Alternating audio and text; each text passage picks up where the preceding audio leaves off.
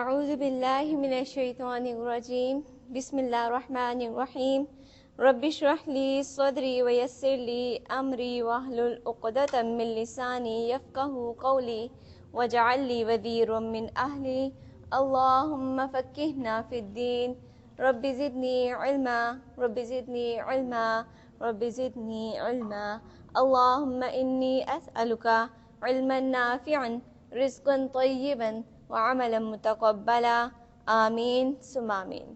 تفسیر سورہ آل عمران۔ مدنی صورت 20 رکوعات اور 200 آیات پر مشتمل یہ صورت ترتیب کے اعتبار سے تیسرے نمبر پہ آنے والی صورت اور نزولی اعتبار سے 89 نمبر پہ آنے والی صورت۔ اس کا نام اس حوالے سے کہ اس میں آل عمران کی ایک عورت حضرت مریم علیہ السلام اور ان کی آل کا تذکرہ کیا گیا ہے، اسی حوالے سے اس کا نام۔ اگر ہم اس کے مزید نام احادیث سے بھی ہمیں پتہ چلتے ہیں، جیسے سورہ البقرہ کا تھا کہ آپ صلی اللہ علیہ وسلم نے فرمایا الزہراوین، دو چمکنے والی صورتیں، الزہراوین سورہ البقرہ اور سورہ آل عمران، ان کو پڑھا کرو کیونکہ یہ قیامت کے دن ایسے آئیں گی جیسے دو بدلیاں، دو صاحبان اور دو پرندوں کے جھنڈ، اور یہ اپنے پڑھنے والوں کے لیے سایہ کریں گی اور ان کے حق میں بخشش کی سفارش بھی کریں گی۔ تو لہٰذا اسی حوالے سے الضلالتین الغمامتان یہ اس کے نام ہے، اور اس صورت کو الکنز بھی کہا جاتا ہے کیونکہ اس میں احکامات کے بہت خوبصورت خزانے جو اللہ تعالیٰ نے بتائے ہیں، اس لیے اس کا نام حدیث کے حوالے سے الکنز بھی ہے۔ اگر ہم اس کے زمانہ نزول کے حوالے سے دیکھیں تو ہمیں پتہ چلتا ہے کہ رکوع نمبر 1 سے لے کر رکوع نمبر 4 تک اس میں غزوہ بدر کے بعد کے حالات کا کچھ تذکرہ کیا جائے گا، اور اس کے بعد رکوع نمبر 4 سے لے کے 6 رکوع تک نوح جی کو نجران سے جو عیسائیوں کا وفد آیا تھا اور آپ صلی اللہ علیہ وسلم سے کچھ سوالات کیے تھے، تو ان کے سوالات کے جواب میں یہ جو ہیں رکوعات یہ نازل کیے گئے، اور پھر اس کے بعد 7ویں رکوع سے لے کے 12ویں رکوع تک پھر غزوہ بدر کے بعد کے کچھ حالات کا دوبارہ سے تبصرہ ہوگا، اور پھر 13ویں رکوع سے لے کے آخر تک یہاں پہ پھر غزوہ احد کے بعد کا جو ہے وہ حالات اور واقعات جو ہیں وہ بیان کیے جائیں گے۔ اسی حوالے سے اب ہم اس کو پڑھیں گے۔ اعوذ باللہ من الشیطان الرجیم بسم اللہ الرحمن الرحیم الف لام میم اللہ لا الہ الا هو الحی القیوم۔ الف لام میم حروف مقطعات ہیں، اس کے حوالے سے ہمیں پتہ ہے کہ یہ الگ الگ پڑھے جاتے ہیں، لکھے کٹے جاتے ہیں، لیکن پڑھے اس کو الگ الگ ہی جاتا ہے، اور اس کے ہر حرف پہ 10 نیکیوں کا اجر ملتا ہے۔ اللہ لا الہ الا ہو، اللہ کا مطلب ہے ال اور الہ، ال کا مطلب ہے الالہ، دی اونلی الہ، واحد الہ، وہ اللہ، وہ کیا ہے؟ لا الہ الا ہو، کہ اس کے علاوہ کوئی عبادت کے لائق نہیں ہے۔ اور یہ لا الہ الا اللہ حدیث کے الفاظ آتے ہیں، آپ صلی اللہ علیہ وسلم نے فرمایا کہ افضل ذکر کیا ہے؟ لا الہ الا اللہ۔ اور اسی حوالے سے دیکھیں یہ کیا ہے؟ یہ کلمہ طیبہ کا پہلا جو حصہ ہے وہ بھی کسی سے شروع ہوتا ہے؟ لا الہ الا اللہ۔ تو یہ کلمہ یہ ہماری کیا تربیت کرتا ہے، یہ ہم سے کیا چاہتا ہے، اس کو ہم دیکھ لیتے ہیں کہ یہ کلمہ طیبہ جب کوئی انسان پڑھتا ہے تو کیا ہوتا ہے؟ اس کی پوری زندگی بدل جاتی ہے۔ کیسے بدل جاتی ہے؟ کہ ایک انسان پہلے کافر تھا، کلمہ پڑھا تو پھر مسلمان ہو گیا، پہلے ناپاک اور نجس تھا پھر وہ پاک ہو جاتا ہے، پہلے اللہ تعالیٰ کا نافرما بردار تھا، اس کے بعد اللہ تعالیٰ کا پسندیدہ بندہ بن جاتا ہے، پہلے اس کا ٹھکانہ جہنم اور اس کے بعد اللہ تعالیٰ اس کے لیے جنت کے رستے کھول دیتا ہے۔ تو یہ کیا ہے؟ یہ اتنی بڑی ٹرانسفارمیشن کس وجہ سے؟ یہ کلمے کی وجہ سے۔ اب یہاں پہ یہ بھی دیکھ لیجئے کہ لا الہ الا اللہ کا یہ کلمہ صرف زبان سے کہہ دینا کافی ہو جائے گا؟ کیا انسان صرف زبان سے کہے گا لا الہ الا اللہ تو وہ اللہ کا محبوب بھی بن جائے گا اور وہ جنت میں بھی چلے جائے گا؟ نہیں، زبان سے بھی کہنا ہے لیکن اس کا دل میں ایمان بھی ہونا چاہیے اور عمل سے اظہار بھی ہونا چاہیے، یہ ہے لا الہ الا اللہ۔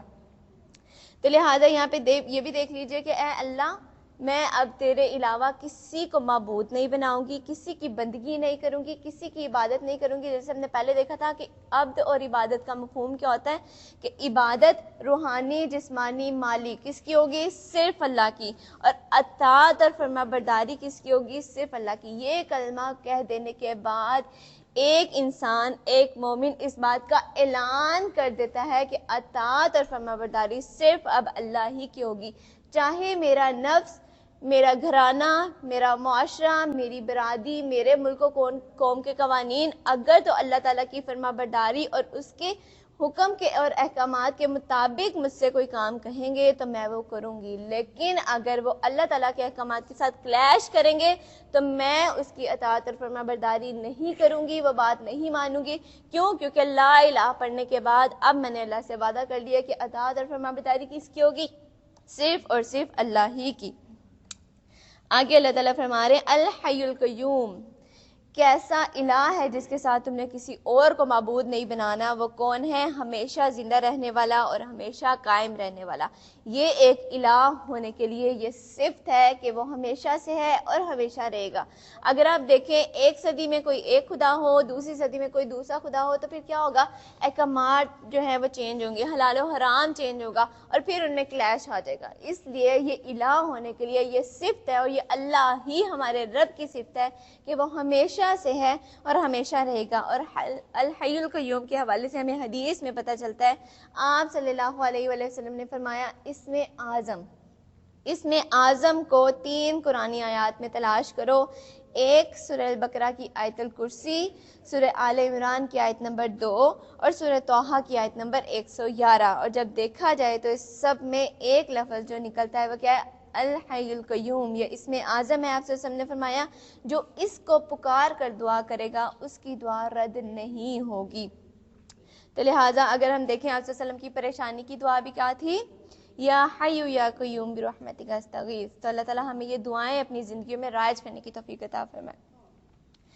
آگے اللہ تعالیٰ فرما رہے ہیں نزل علیک الکتاب بالحق، کیا ہے کہ اس نے تم پر یہ کتاب نازل کی جو حق لے کر آئی ہے اور ان کتابوں کی بھی تصدیق کر رہی ہے جو پہلے سے آئی ہوئی ہیں۔ اس سے پہلے وہ انسانوں کی ہدایت کے لیے تورات اور انجیل کو نازل کر چکا ہے۔ ہمیں پتہ ہے تورات کیا ہے، حضرت موسیٰ علیہ السلام پر جو نازل کی گئی کتاب اسے تورات کہتے ہیں۔ یہ عبرانی زبان میں تھی اور اس میں کون کون سی چیزیں وہ جو حضرت موسیٰ علیہ السلام شروع میں 10 احکامات موسیٰ لے کے آئے تھے وہ لوحوں اور تختیوں کی شکل میں تھے۔ اس کے بعد جب بھی حضرت موسیٰ علیہ السلام نے اللہ تعالیٰ سے کلام کیا تو یہ ساری چیزیں جو ہیں یہ تورات کے رہتی ہیں۔ اس کے بعد کیا ہوا تھا؟ یہ تورات جو ہے اس کے صحیفے جلا دیے گئے تھے، تباہ کر دیے گئے تھے۔ حضرت عزیر علیہ السلام ہم نے جیسے پہلے دیکھا کہ ان کے حافظے سے اب جو تورات موجود ہے وہ ان کے حافظے سے لکھی گئی کتاب ہے اور اس میں بھی تحریف جو ہے ہو چکی ہے۔ اس کو اولڈ ٹیسٹیمنٹ کہا جاتا ہے۔ اس کے علاوہ دوسری کتاب جو ہے وہ ہے انجیل۔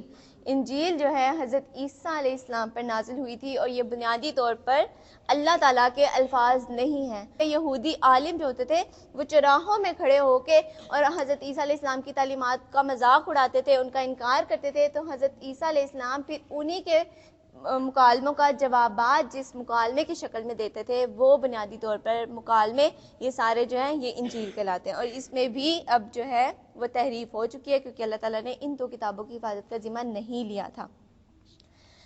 اللہ تعالیٰ آگے فرما رہے ہیں ہم نے کیا کیا؟ ہم نے یہ فرقان اتاری، یہ فرقان نازل کیے۔ قرآن کو اللہ تعالیٰ فرقان کہہ رہا ہے۔ فرقان کسے کہتے ہیں؟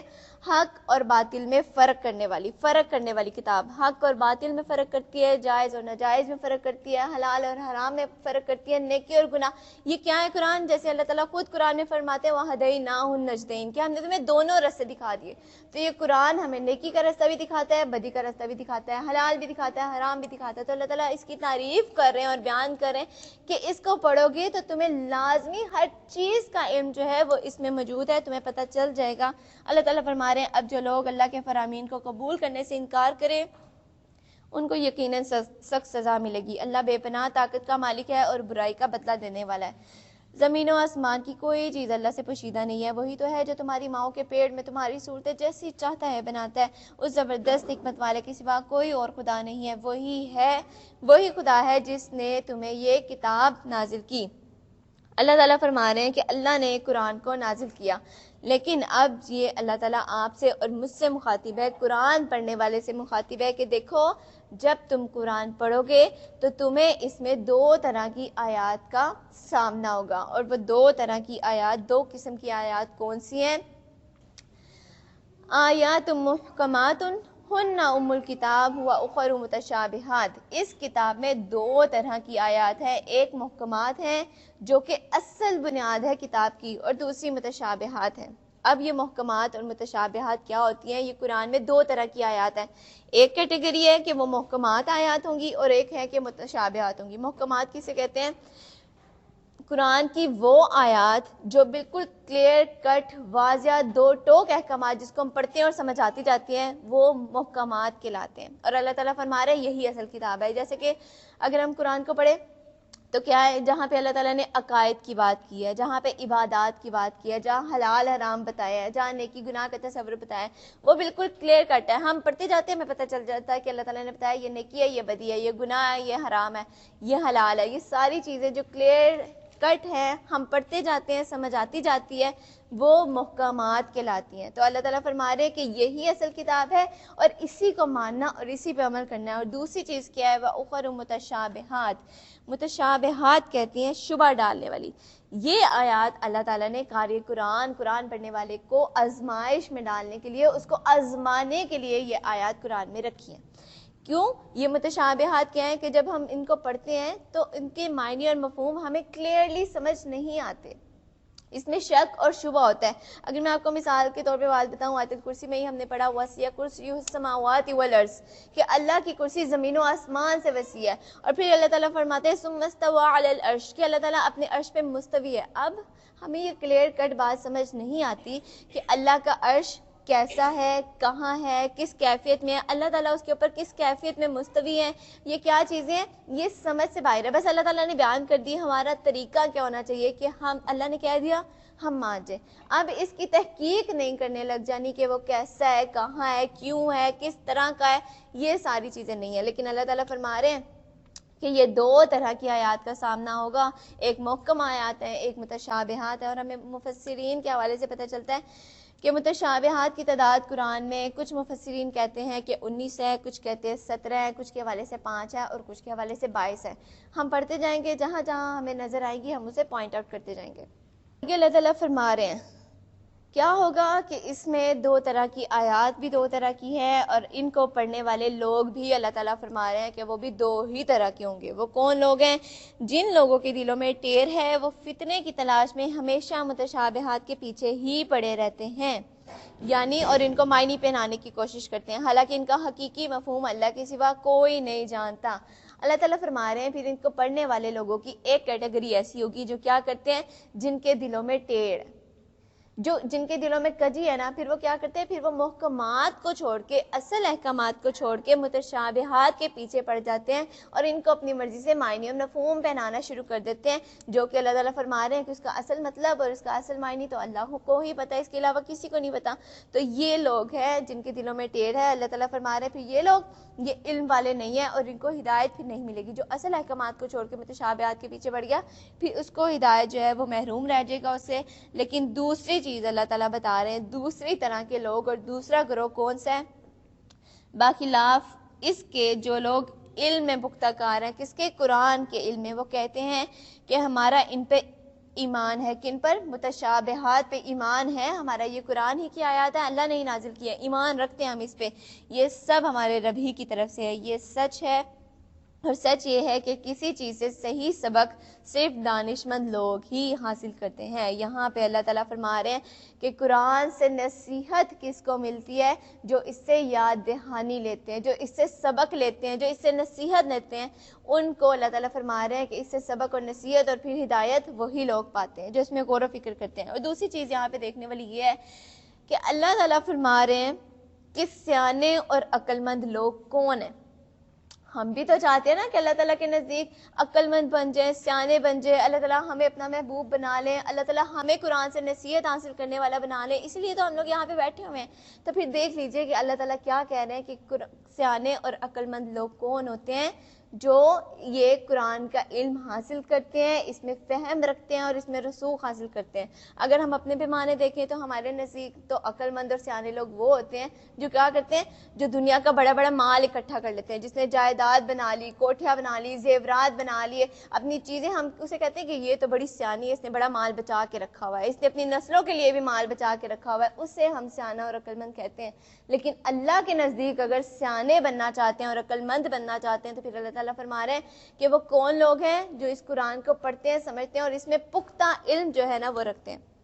اگر میں آپ کو ایک چیز بتاؤں مثال سے، میں پہلے بھی اس کو مثال سے اور کیل کی مثال سے ہی بات سمجھاتی ہوں، وہ کیا ہے کہ جس کے دل میں ٹیڑھ ہے، قرآن کو پڑھنا ہے تو پھر کلیئر ہو کے پڑھنا ہے اور اپنا عقیدہ اور ہر چیز درست کر کے پڑھنی ہے کہ ہم نے جب اسے پڑھنا ہے تو جیسے اللہ نے کہا ہے ہم نے ویسے ہی کرنا ہے. لیکن اگر دل میں ٹیڑھ ہوگا نا تو پھر تھوڑی دیر کے لیے تو تعلق رہے گا، لیکن اس کے بعد پھر قرآن سے تعلق جو ہے وہ ختم ہو جائے گا، اللہ سے تعلق ختم ہو جائے گا. یہ بالکل ویسے ہے کہ جیسے ہم ایک دیوار میں کیل ٹھوکتے ہیں، اگر ہم اس کو بالکل سیدھا رکھ کے ٹھوکے نا تو پھر وہ بڑی دیر تک چلتا ہے، لیکن اگر وہ ٹیڑھا ہو جائے اور پھر اسی حالت میں ہم اسے ٹھوکتے جائیں تو پھر کیا ہوتا ہے، ایک تو وہ اس میں فکس ہوتا نہیں ہے، اور اگر ہو بھی جائے تو اس پہ ہم ذرا سا کوئی وزن لٹکائیں گے تو کچھ دیر وہ اسے برداشت کرے گا، پھر وہ گر جائے گا، ٹوٹ جائے گا، اور جو سامان لٹکایا ہے وہ بھی ٹوٹ جائے گا. تو یہی چیز ہے کہ اگر دل میں ٹیڑھ ہے نا تو کچھ دیر تو قرآن کے تعلق کے ساتھ ہمارا چلتا رہے گا، لیکن اگر ٹیڑھ ایسے ہی رہا تو پھر وہ تعلق زیادہ دیر تک نبھا نہیں ہو سکے گا. اس لیے اللہ تعالیٰ فرما رہے ہیں کہ اس چیز سے بچنا ہے، جب قرآن پڑھنا ہے تو بالکل کلیئر کٹ اور سیدھے ہو کے پڑھنا ہے کہ بس اب جیسے احکامات آئیں گے اس کو ماننا بھی ہے، اس پہ عمل بھی کرنا ہے. اللہ تعالیٰ فرما رہے ہیں کہ یہ ایمان والے لوگ ہیں اور عقل مند لوگ ہیں، اور آگے وہ کیا کرتے ہیں، وہ اللہ سے دعائیں بھی کرتے ہیں. کیا دعا کرتے ہیں؟ ربنا لا تزغ قلوبنا بعد إذ هديتنا وهب لنا من لدنك رحمة إنك أنت الوهاب. یہ دعا کرتے ہیں کہ پروردگار جب تو نے ہمیں سیدھے راستے پہ چلا ہی دیا ہے تو پھر کہیں ہمارے دلوں کو کجی میں مبتلا نہ کر دینا، ہمیں اپنے خزانہ فیض سے رحمت عطا کر، تو ہی فیاض حقیقی ہے. یہ ہم قرآن کی نشست کا جب اختتام کرتے ہیں تب بھی پڑھتے ہیں. تو یہ دعا ہے، یہ دعا یہ کیوں کرتے ہیں؟ کیونکہ دعائیں اس لیے کرتے ہیں کیونکہ یہ کہتے ہیں کہ پروردگار تو یقیناً سب لوگوں کو ایک روز جمع کرنے والا ہے جس کے آنے میں کوئی شبہ نہیں ہے، تو ہرگز اپنے وعدے سے ٹلنے والا نہیں ہے. جن لوگوں نے کفر کا رویہ اختیار کیا انہیں اللہ کے مقابلے میں نہ ان کا مال کچھ کام دے گا نہ اولاد، وہ دوزخ کا ایندھن بن کر ہی رہیں گے. آپ صلی اللہ علیہ وسلم نے فرمایا جو شخص 3 بار جہنم سے نجات کی دعا مانگتا ہے پھر جہنم بھی اس کے حق میں سفارش کرتی ہیں. تو دعا کر لیجئے اللہم اجرنا من النار، اللہم اجرنا من النار، اللہم اجرنا من النار. ان کا انجام ویسا ہی ہوگا جیسا فرعون کے ساتھیوں اور ان سے پہلے کے نافرمانوں کا ہو چکا ہے. کیونکہ انہوں نے اللہ کی آیات کو جھٹلایا. نتیجہ یہ ہوا کہ اللہ نے ان کے گناہوں پر انہیں پکڑ لیا، اور حق یہ ہے کہ اللہ سخت سزا دینے والا ہے.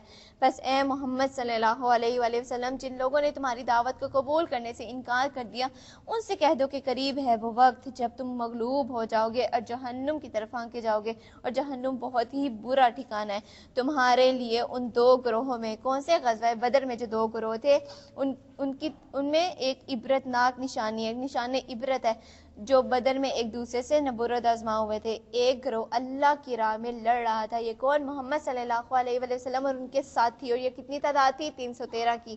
اور دوسرا گروہ کافروں کا تھا. دیکھنے والے بچشمے سر دیکھ رہے تھے کہ کافر گروہ مومن سے 2 چند ہے، مگر نتیجے نے ثابت کر دیا کہ اللہ کی فتح و نصرت سے جس کو اللہ چاہتا ہے اس کو مدد دیتا ہے. دیدہ و بینا رکھنے والے لوگوں کے لیے اس میں بہت بڑا سبق پوشیدہ ہے. یہ سبق وہی ہے جو ہم پہلے بھی دیکھ چکے ہیں کہ تعداد بے شک کم ہو لیکن ایمان مضبوط ہو، صابر ہو، اللہ پہ توکل کرنے والے ہوں تو پھر اللہ تعالیٰ کی مدد ضرور ہی آتی ہے، اور فتح نصرت انہی کے شامل حال ہوتی ہے. اللہ تعالیٰ فرما رہے ہیں زین للناس حب الشہوات. اللہ تعالیٰ فرما رہے ہیں کہ میں نے کیا کیا، مزین کر دیے ہیں کچھ لوگوں کے لیے حب الشہوات. اگر ہم دیکھیں تو حب الشہوات کسے کہتے ہیں؟ حب الشہوات کہتے ہیں کہ وہ چیزیں جن کی محبت اللہ تعالیٰ نے ان کے دلوں میں ڈال دی ہے. مطلب کچھ چیزیں ایسی ہیں کہ اللہ تعالیٰ فرما رہے ہیں کہ میں نے خود ان کی محبت انسانوں کے دلوں میں ڈال دی ہے. اس کو کہتے ہیں حب الشہوات. اور حب الشہوات جن کی مطلب وہ چیزیں کہ جن کو دیکھ کے انسان ان کی طرف اٹریکٹ ہوتا ہے، ان کو حاصل کرنے کی کوشش کرتا ہے، ان کو اپنانے کی کوشش کرتا ہے، انہیں کہتے ہیں حب الشہوات. اور حب الشہوات میں سب سے پہلی لسٹ میں جو سب سے پہلی چیز ہے اللہ تعالیٰ نے بتائی وہ کیا ہے؟ من النساء، عورتیں. اللہ تعالیٰ فرما رہے ہیں کہ جو چیزیں تمہیں اٹریکٹ کریں گی، جن کے تمہارے دلوں میں جن کی محبت آئیں گی، سب سے پہلی چیز جو ہے اس میں کیا ہے؟ عورتیں. عورت کیا ہے؟ عورت کا مطلب ہوتا ہے چھپی ہوئی چیز، چھپی ہوئی چیز، پوشیدہ چیز. اور عورت کو اللہ تعالیٰ نے بہت ہی خوبصورت بنایا. اور حب الشہوات میں سب سے پہلی چیز جو ٹاپ آف دی لائن ہے وہ عورتیں ہی ہیں. اور اللہ تعالیٰ نے پھر جب ان کی خواہش لوگوں کے دلوں میں ڈالی ہے، ان کی محبت لوگوں کے دلوں میں ڈال دی، ان کو اتنا خوبصورت بنایا ہے، تو پھر ان کو فتنوں سے بچانے کے لیے بھی پھر اللہ تعالیٰ نے انہیں ایک پراپر طریقہ اور سلیقہ بھی سمجھایا۔ اللہ تعالیٰ نے فرمایا کیا؟ لباس التقویٰ ذالک خیر، کہ اب تم کیا کرو، تم تقویٰ کا لباس اختیار کرو تو وہی تمہارے لیے بہتر ہے۔ اور پھر اللہ تعالیٰ نے مزید انہیں کیا فرمایا؟ وَلَا يُبْدِينَ زِينَتَهُنَّ إِلَّا مَا ظَهَرَ مِنْهَا، کہ دیکھو تم خوبصورت ہو، اللہ نے تمہیں خوبصورت بنایا ہے، تمہاری خوبصورتی لوگوں کو اٹریکٹ کرے گی، یہ فتنے کا باعث بن سکتی ہے، تو پھر تم کیا کرو، تم اپنے آپ کو ڈھانپ کے رکھنا، بس وہ چیزیں جو خود بخود ظاہر ہو جائیں اس کی خیر ہے، لیکن اپنے آپ کو کور کر کے رکھو گی، ڈھانپ کے رکھو گی۔ یہ چیزیں اللہ تعالیٰ نے بتائیں، کیوں؟ کیونکہ اللہ تعالیٰ فرما رہے ہیں یہ حب الشہوات میں سے ہیں عورتیں۔ پھر دوسری چیز والبنینا، اور بیٹے، یہ اولادیں اور اولادوں میں بھی پھر بیٹے اللہ تعالیٰ نے محبوب بنا دیے ہیں۔ ماں باپ کے لیے اولاد ان کی بہت ہی محبوب ہوتی ہے، اور یہ کیا ہے، جب یہ اللہ تعالیٰ فرما رہے ہیں یہ محبوب بھی ہے تو یہ فتنہ بھی بن جاتی ہیں۔ فتنہ کیسے بن جاتی ہیں کہ بہت سے دیندار گھرانے اور بہت سے عالم لوگ آپ نے دیکھے ہی ہوں گے کہ اکثر ایسا ہوتا ہے کہ خود دین پڑھانے والے لوگ بچوں کی وجہ سے، ان کی خواہشات کی وجہ سے مجبور ہو کے اللہ تعالیٰ کی نافرمانیوں کے کاموں میں لگ جاتے ہیں۔ مطلب اگر آپ کو دیکھیں کوئی چھوٹا بچہ ہے اور وہ کہہ رہا ہے کہ میں نے اپنی برتھ ڈے منانی ہے، سالگرہ منانی ہے، میں نے اپنی شادی برائڈل شاور کرنا ہے، یہ کرنا ہے وہ کرنا ہے، تو وہ بیچارے مجبور ہو جاتے ہیں۔ کیوں؟ کیونکہ اللہ تعالیٰ نے ان کی محبت ان کے دلوں میں ڈال دیا، تو یہ اس وجہ سے اللہ تعالیٰ فرما رہے ہیں کہ یہ کیا ہے، یہ بھی حب الشہوات میں سے ہیں۔ اور پھر والقناطیر المقنطرۃ من الذهب والفضہ، یہ سونے چاندی کے ڈھیر، مال چاندی نقدی کیش، یہ بینک بیلنس، یہ سب کچھ یہ کیا ہے، یہ بھی حب الشہوات میں سے ہیں۔ اور پھر تیسری چیز آگے اللہ تعالیٰ نے بتائی والخیل المسومۃ، نشان زدہ گھوڑے۔ عربوں میں پہلے بھی اور ابھی بھی یہی طریقہ ہے کہ لوگوں کے پاس، ان کے سرداروں کے پاس بہت زیادہ گھوڑے ہوتے تھے، اور وہ پھر اپنے تفاخر کے لیے اور شو آف کرنے کے لیے کہ میرے پاس تو بڑے زیادہ گھوڑے ہیں، اور یہ ایک تفاخر کا ذریعہ تھا، وہ کیا کرتے تھے، وہ ان گھوڑوں کے اوپر اپنے نشان لگا دیتے تھے، اپنے لوگوز، اپنے مونوگرامز کی، جیسے لوگوں کو پتہ چل جائے کہ یہ فلاں بندے کے گھوڑے یہاں سے گزر رہے ہیں۔ تو ابھی بھی وہی طریقہ ہے۔ اب گھوڑے تو یہاں پہ تو نہیں، عربوں میں تو ابھی بھی ہے، لیکن یہاں پہ کیا ہوتی ہے، اس کی ریپلیسمنٹ میں گاڑیاں ہوتی ہیں جن پہ مونوگرامز لگے ہوتے ہیں، اور یہ کیا کرتے ہیں، وہ بھی شو آف کا ذریعہ بنتی ہیں یہ چیزیں۔ اور پھر آگے اللہ تعالیٰ فرما رہے ہیں والانعام والحرث، اور یہ کیا ہے، تمہارے مویشی اور تمہاری کھیتیاں، یہ سب اللہ تعالیٰ نے بتا دی ہیں، یہ دنیا کی چیزیں ہیں جن کی محبت تمہارے دلوں میں ڈال دی گئی ہے، یہ تمہیں اٹریکٹ بھی کریں گی، یہ تمہیں مائل بھی کریں گی یہ، لیکن ساتھ اللہ تعالیٰ نے فرما دیا کہ یہ دنیا کا چند روزہ سامان ہے، اور تمہارے لیے بہتر کیا ہے، آخرت۔ اب یہاں پہ ایک چیز جو دیکھنے والی ہے وہ یہ ہے کہ اللہ تعالیٰ فرما رہے ہیں میں نے ان کی محبت تمہارے دلوں میں ڈال دی ہے، دلوں میں محبت تو ڈال دی ہے، مائل تو ہم اس کی طرف ہوتے ہیں، تو پھر کیا کرنا ہے، اللہ تعالیٰ ساتھ فرما رہے ہیں کہ آخرت تمہارے لیے بہتر ہے، تو کیا کرنا ہے، ان چیزوں سے بچ کے رہنا ہے، کیا ان کا استعمال ہمارے لیے حلال ہے یا نہیں، حرام تو نہیں، کیا انہیں پسند کیا بھی گیا ہے اور یا نہیں کیا گیا، یہ طریقہ اب ذہنوں میں آئے گا کہ اللہ تعالیٰ فرما رہے ہیں محبت تو ڈال دیا، لیکن اب ان کے ساتھ طریقہ کیا کرنا ہے، کیا ان سے بچ کے رہنا ہے، انہیں چھوڑ دینا ہے، نہیں۔ ہمارے دین کے اندر یہ کیا ہے، یہ سارے آزمائشوں کے پرچے ہیں، اور اس دنیا میں رہ کے ہم ایسا نہیں کر سکتے کہ ان سب چیزوں سے دور ہو کے، دنیا سے کٹ آف ہو کے، رہبانیت اختیار کر کے بس اپنی توبہ اور اللہ توبہ کرتے رہیں اور بس یہ کام ہو جائے، نہیں۔ ہماری دنیا میں، ہمارے اسلام میں رہبانیت کا تصور موجود نہیں ہے، ہم نے رہنا انہی کے درمیان ہے، ان کو استعمال بھی کرنا ہے، ان کو یوز بھی کرنا ہے، ان کو حاصل کرنے کی کوشش بھی کرنی ہے، لیکن شرط کیا ہے، اللہ کے احکامات کے مطابق، جیسے اللہ نے حکم دیا ہے ان کے، اللہ کے احکامات کے مطابق انہیں حاصل بھی کیا جائے گا، اللہ کی مرضی کے مطابق اسے استعمال بھی کیا جائے گا، اللہ کی مرضی کے مطابق ہی اسے سارا استعمال میں اور اس کو یوز میں لایا جائے گا۔ یہ طریقہ ہے جو ہم نے ان چیزوں کے ساتھ اپنانا ہے، کیونکہ محبت تو ہے، ان سے دور تو رہ نہیں سکتے، تو پھر یہ طریقہ ہے ہمارے دین میں کہ کیا کریں، ان کو اللہ کی مرضی کے مطابق اپنایا جائے اور استعمال کیا جائے۔ آگے اللہ تعالیٰ فرما رہے ہیں کہ یہ سب کیا ہے، یہ سب بڑی خوش آئندہ چیزیں تمہارے لیے بنا دی گئی ہیں، مگر ساتھ اللہ تعالیٰ نے بتا دیا یہ سب دنیا کی چند روزہ زندگی کے سامان ہے، حقیقت میں جو بہتر ٹھکانہ ہے وہ اللہ ہی کے پاس ہے۔ کہو میں تمہیں بتاؤں کہ ان سب سے زیادہ اچھی چیز اور کیا ہے، جو لوگ تقوی کی روش اختیار کرے. ان چیزوں کو استعمال کرنا ہے لیکن تقوی کے ساتھ اللہ کا خوف اور ڈر رکھتے ہوئے ان کو استعمال کرنا ہے اور حاصل بھی کرنا ہے. ان کے لیے ان کے رب کے پاس باغ ہیں جن کے نیچے نہریں بہتی ہوں گی, وہاں انہیں ہمیشگی کی زندگی حاصل ہوگی. اور کیا ہوگا, پاکیزہ بیویاں ان کی رفیق ہوں گی. اگر ہم دیکھیں تو جنت کی ساری چیزیں جو ہے نا وہ بیسٹ ہوں گی, بیسٹ فارم میں ہوں گی. اور یہ اللہ تعالیٰ فرما رہے ہیں کہ جو بیویاں ہیں نا جنت میں, بیویاں جو ہوں گی وہ کیسی ہوں گی. لہٰذا بہترین بیویوں کی صفات کیا ہے کہ کیا وہ بہت زیادہ خوبصورت ہوں گی, بہت زیادہ مالدار ہوں گی تو یہ بیسٹ بیویاں ہوتی ہیں؟ نہیں, بہترین بیویاں وہ ہوتی ہیں جو پاکیزہ بیویاں ہوتی ہیں, جن کے لباس پاک ہے, جن کے جسم پاک ہے, جن کی آنکھیں پاک ہے, جن کے دل گندے جذبات سے پاک ہے. یہ بہترین بیویاں اللہ تعالیٰ فرما رہے ہیں. اللہ تعالیٰ ہمیں بھی ایسی بیویاں بننے کی توفیق عطا فرمائے. آگے اللہ تعالیٰ فرما رہے ہیں اور اللہ کی رضا سے وہ سرفراز ہوں گے. اللہ اپنے بندوں کے رویے پر گہری نظر رکھتا ہے. یہ وہ لوگ ہیں. اب آگے اللہ تعالیٰ فرما رہے ہیں جنتیوں کی صفات بتائیں گے کہ کون ہوتے ہیں. یہ وہ لوگ ہیں جو کہتے ہیں, کیا کہتے ہیں, ربنا اننا آمنا فاغفر لنا ذنوبنا وقنا عذاب النار. جنتیوں کی صفات یہ ہے کہ اللہ تعالیٰ فرما رہے ہیں کہ وہ دعائیں کرتے ہیں. دعائیں کیا کرتے ہیں؟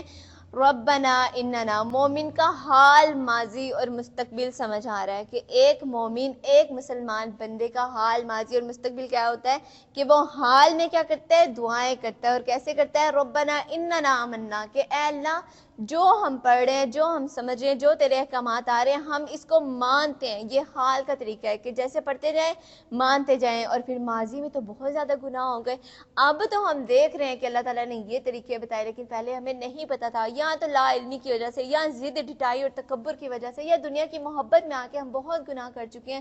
تو اللہ تعالیٰ سے پھر یہ مومن لوگ یہ دعا کرتے ہیں فاغفر لنا, کہ اللہ ماضی کے لیے تو ہمارے سارے گناہوں کو معاف کر دے, وقنا عذاب النار, اور مستقبل کے لیے دعائیں کرتے ہیں مزید کہ تو کیا کرنا, مستقبل میں ہمیں آگ سے بچا لینا, جہنم سے بچا لینا, دوزخ سے بچا لینا. اور پھر یہ ہے مومن کا حال ماضی اور مستقبل. ہمارا رویہ بھی یہی ہونا چاہیے. حال کے لیے مانتے جائیں, پڑھتے جائیں, مانتے جائیں. ماضی کے لیے استغفار اور توبہ کرتے جائیں, اور مستقبل کے لیے فکر رکھیں کہ ہم نے آخرت میں اللہ سے ملاقات کرنی ہے. اللہ تعالیٰ آگے مزید صفات بتا رہے ہیں کہ متقی لوگ کون سے ہوتے ہیں. یہ لوگ الصابرین, یہ صبر کرنے والے ہوتے ہیں. اب یہ متقیوں کی, جنتیوں کی مزید صفات اللہ تعالیٰ بتا رہے ہیں کہ وہ کیسے ہوتے ہیں. الصابرین, صبر کرنے والے ہوتے ہیں. جب اللہ تعالیٰ کو مانتے ہیں, آزمائشیں آتی ہیں, تکلیفیں آتی ہیں, تو یہ صبر کرتے ہیں. اور پھر کیا کرتے ہیں؟ والصادقین, اور یہ لوگ سچے ہوتے ہیں, سچے رب کو سچے دل سے مانتے ہیں اور سچے دل کی گہرائیوں سے اس کی اطاعت اور فرما برداری میں لگ جاتے ہیں. والقانتین, اور یہ نہیں کہ بس تھوڑی اطاعت کی اور تھوڑی چھوڑ دی, مکمل طور پہ اللہ تعالیٰ کی شروع سے آخر تک جو احکامات ہیں سب کو مانتے ہیں, اور پھر ایمان لاتے ہیں, اور پھر مانتے ہیں اللہ تعالیٰ کے احکامات کو, اور پھر کیا کرتے ہیں؟ والمنفقین, اور خرچ کرتے ہیں. خرچ کیا کرتے ہیں؟ اپنا تن من دھن ہر چیز, اپنی صلاحیتیں, اپنے اوقات اللہ کی راہ میں خرچ کر دیتے ہیں. اور یہ دیکھیں یہ جنتیوں کی صفات ہیں. اور یہ جنتیوں کے دن ایسے گزرنے کہ پورے دن میں اب اتنی تو نیکیاں کر لی, صبر بھی کر لیا, اللہ تعالیٰ پہ ایمان بھی لے, اللہ تعالیٰ کی باتیں بھی مان لی, صدقہ خیرات بھی کر لیا, پورا دن اتنی زیادہ نیکیوں میں گزر گیا. تو اب یہ رات کو کیا کرتے ہیں؟ کیا یہ رات کو سو جاتے ہیں؟ جنتی اور اللہ کے متقی لوگ اللہ تعالیٰ بتا رہے ہیں کہ جب دنیا میں, زندگی میں اور دن میں اتنی نیکیاں کر لیتے ہیں تو پھر رات کو بھی سوتے نہیں ہیں. اپنے جسم کی ضروریات کو پورے کرنے کے بعد کیا کرتے ہیں؟ والمستغفرین بالاسحار, پھر یہ راتوں کو بھی جاگتے ہیں اور راتوں کو توبہ استغفار کرتے ہیں. پورے دن میں نیکیاں کرنے کے بعد رات کو جب سونے لگتے ہیں انہیں خیال آتا ہے کہ شاید کوئی غلطی ہوگی, شاید کوئی کوتاہی ہوگی, کسی کے ساتھ کوئی برا طریقہ اختیار کر لیا ہے, کچھ غلطی کر لی ہے, تو پھر توبہ استغفار کیے بغیر وہ نہیں سوتے. اور یہ وہ رات کے اوقات ہے کہ آپ صلی اللہ علیہ وآلہ وسلم نے فرمایا تھا کہ اللہ سبحانہ وتعالی رات کے آخری تہائی میں آسمان دنیا پر اترتے ہیں. اور یہ ہر روز اللہ تعالیٰ اس ٹائم جو ہے رات کی آخری تہائی میں آسمان دنیا پر اتر رہتے ہیں, اتنے قریب آ جاتے ہیں. اور پھر کیا کہتے ہیں؟ اپنا ہاتھ پھیلاتے ہیں اور اعلان کرتے ہیں کہ ہے کوئی جو مجھ سے دعا کرے اور میں اس کی دعا قبول کروں، اور ہے کوئی جو مجھ سے اپنی حاجت بیان کرے اور میں اس کی حاجت پوری کروں، اور ہے کوئی جو مجھ سے بخشش طلب کرے اور میں اس کے سارے گناہ معاف کر دوں۔ دیکھیں یہی تو ہماری ضروریات ہوتی ہیں، اور ہم اسی پہ تو روتے رہتے ہیں کہ نہ ہماری دعائیں پوری ہو رہی ہیں، نہ ہماری ضروریات پوری ہو رہی ہیں، نہ ہماری حاجتیں پوری ہو رہی ہیں۔ تو اللہ تعالیٰ تو ہر روز انسان کو موقع دیتے ہیں اور خود آ کے فرماتے ہیں کہ مانگو مجھ سے، دعائیں کرو میں پوری کروں گا، جو ضروریات ہیں وہ کہو میں پوری کروں گا، اگر بخشش چاہتے ہو تو مانگو میں پوری کروں گا۔ تو یہ وہ طریقہ ہے جو اللہ کے مومن اور متقی لوگ پھر اٹھتے ہیں اور دعائیں کرتے ہیں۔ اللہ تعالیٰ ہمیں بھی یہی چیز کرنے کی توفیق عطا فرما دے۔ اللہ تعالیٰ ہمیں ان رحمت والی گھڑیوں میں اٹھنے کی اور اللہ سے بخشش اور توبہ کرنے کی توفیق عطا فرما دے۔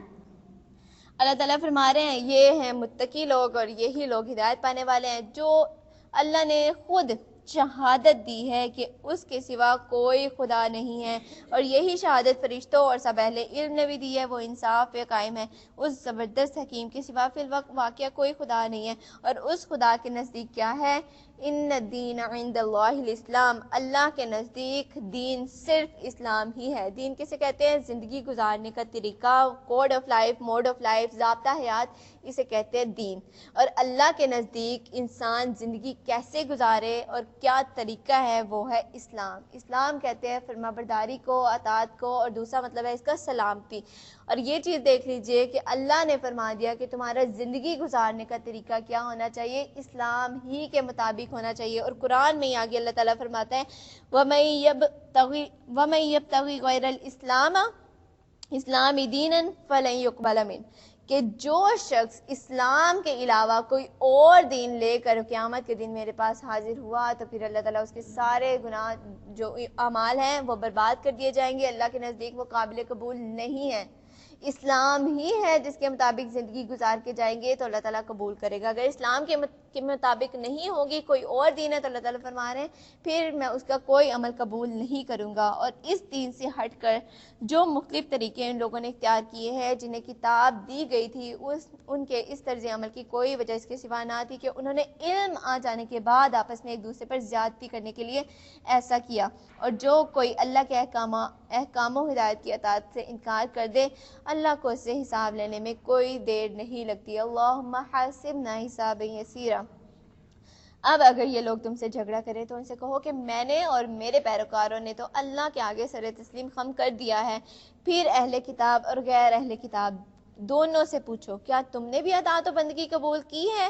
اگر کی ہے تو راہ راست بھاگے، اور اگر اس سے منہ موڑا ہے تو تم پر صرف پیغام پہنچا دینے کی ذمہ داری ہے، آگے اللہ خود اپنے بندوں کے معاملات دیکھنے والا ہے۔ جو لوگ اللہ کے احکام و ہدایت کو ماننے سے انکار کرتے ہیں، ان کے پیغمبروں کو ناحق قتل کرتے ہیں، ایسے لوگوں کی جان کے درپے ہو جاتے ہیں۔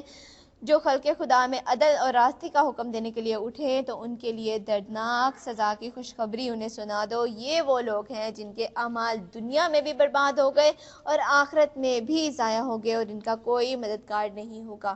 یہ ایک خاص عمل کرنے والوں کے لیے اتنا سخت سزا اور اتنی سخت سزا عذاب کی وعید اللہ تعالیٰ نے فرما دی، اور وعید کیا بتائی کہ دنیا میں بھی سارے اعمال برباد، آخرت میں بھی سارے اعمال برباد، اور اللہ تعالیٰ ان کو کوئی مددگار یا کوئی مدد کرنے والا ان کا نہیں ہوگا۔ یہ سزائیں تو اتنی سخت ہیں، اور یہ سزا ہے کیا کن لوگوں کے لیے ہے؟ وہ لوگ جو انبیاء کو قتل کرتے ہیں، اور نہ صرف انبیاء بلکہ انبیاء کے جانشین جو قرآن کی تبلیغ کرنے والے ہیں، اسلام کے نظام کو نافذ کرنے والے جو لوگ ہیں ان کو قتل کرتے ہیں، ان کو تنگ کرتے ہیں، ان کو پریشان کرتے ہیں، تو ان کے لیے جو ہے اللہ تعالیٰ یہ وعید سنا رہے ہیں۔ اللہ نے فرمایا، اگر یہاں پہ میں آپ کو حدیث بھی بتا دوں کہ یہ کیسا عمل ہے، پوچھا گیا آپ صلی اللہ علیہ وسلم سے کہ قیامت کے دن سب سے زیادہ سخت عذاب کس کو ہوگا؟ قیامت کے دن سب سے سخت عذاب کس کو ہوگا؟ تو آپ صلی اللہ علیہ وسلم نے فرمایا ان لوگوں کو جو حق کی بات بتانے والے اور برائی سے روکنے والوں کے جان کے ترپے ہو جاتے ہیں۔ مطلب جو دین کی تبلیغ کرنے والے لوگ ہیں، اگر کوئی ان کے خلاف اٹھے، انہیں قتل کرنے کی سازش ہے، ان کو تنگ کرنے کی، ان کو پریشان کرنے کی کوشش کر رہا ہے، تو آپ صلی اللہ علیہ وسلم نے فرمایا کہ ان کو سخت ترین عذاب جو ہے قیامت کے دن ہوگا۔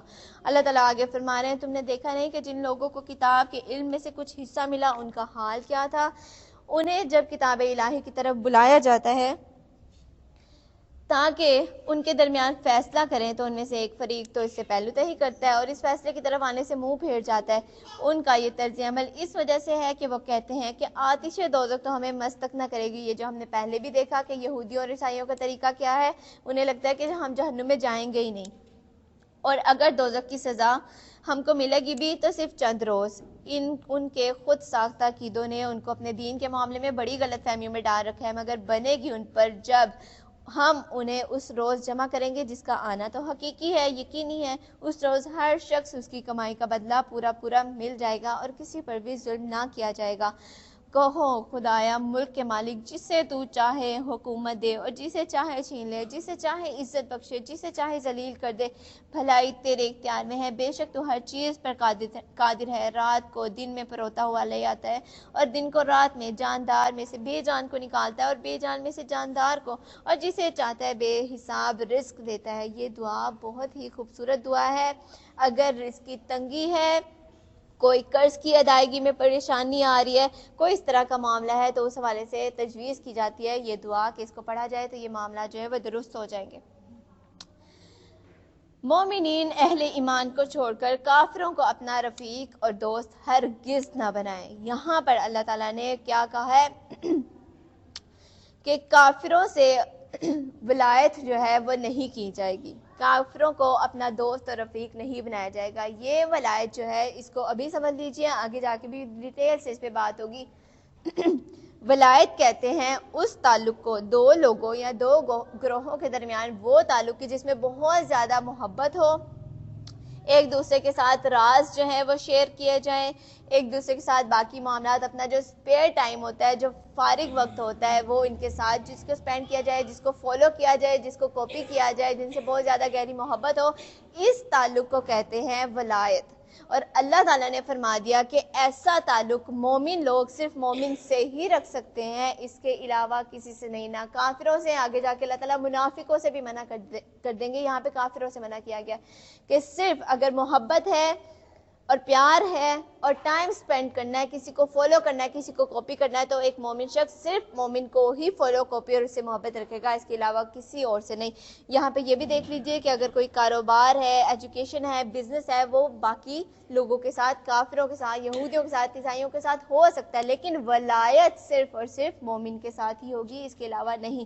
آگے اللہ تعالیٰ بہت سختی سے بھی اس پہ بیان کریں گے. اللہ تعالیٰ نے وارن کر دیا, کیا کہہ رہے ہیں اللہ تعالیٰ کہ اگر پہلے تو اللہ تعالیٰ نے منع کیا, پھر اللہ تعالیٰ نے وارن کر دیا کہ جو ایسا کرے گا اس کا پھر اللہ سے کوئی تعلق نہیں ہے.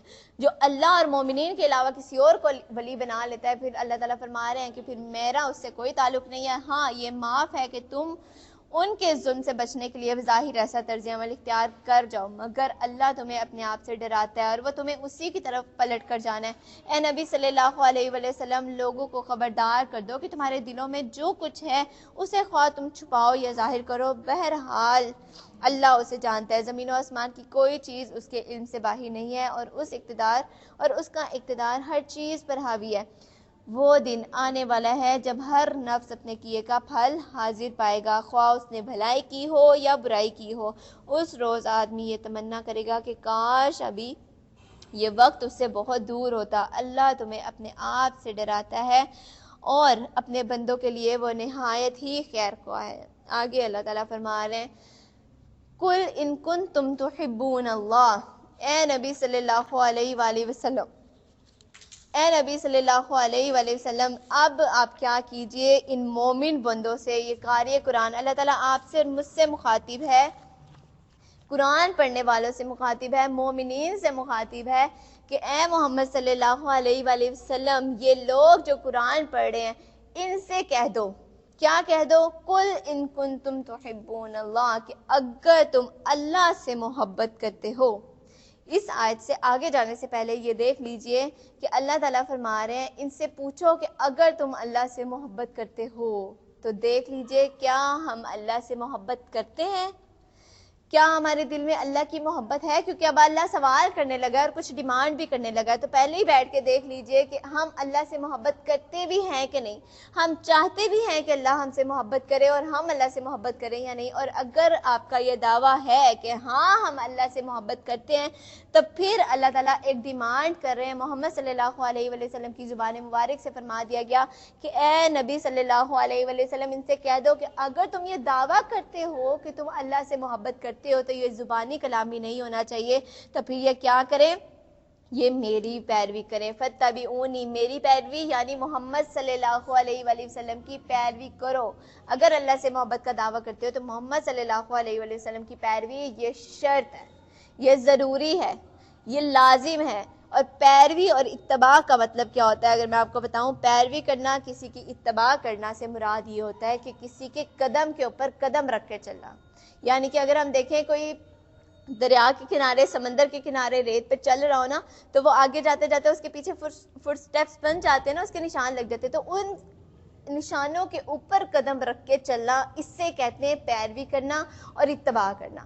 اور اس چیز کی ڈیمانڈ اللہ تعالیٰ کر رہا ہے کہ اگر تم یہ دعویٰ کرتے ہو، تم اللہ سے محبت کرتے ہو، تو یہ زبانی کلامی نہیں ہوگا، پھر اس کا پروف دو، مجھے بتاؤ، اور یہ بتاؤ کہ کیسے؟ محمد صلی اللہ علیہ وآلہ وسلم کی اتباع کر کے۔ یہ شرط ہے، یہ لازم ہے۔